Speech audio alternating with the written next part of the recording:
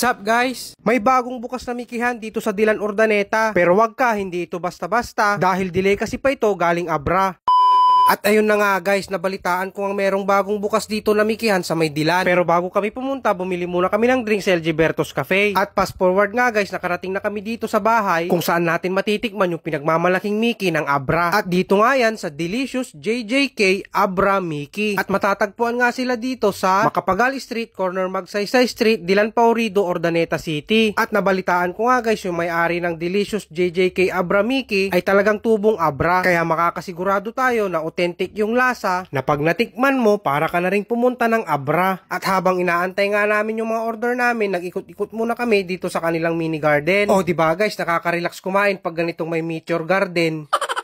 At eto nga guys, pinasilip na nila sa akin yung kanilang noodles na ginagamit. Kaya makakasigurado tayo na Abra Miki yung ating matitikman. At makalipas nga ang ilang minutong pag-aantay, sa wakas matitikman na rin natin ang Miki ng Abra.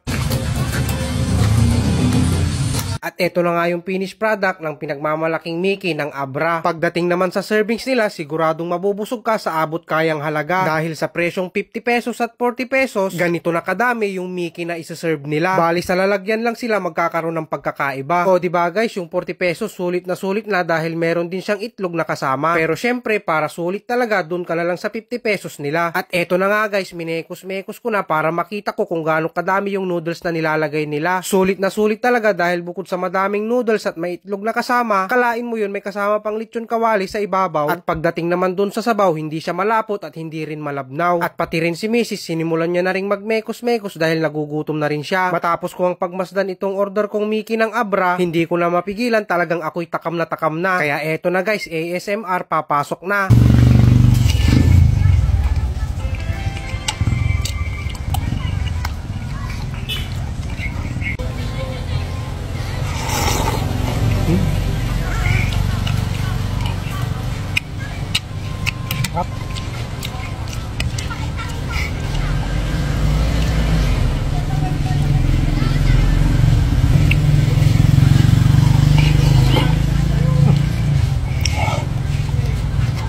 O diba sa sobrang takam, ayan pati dila napapaso na.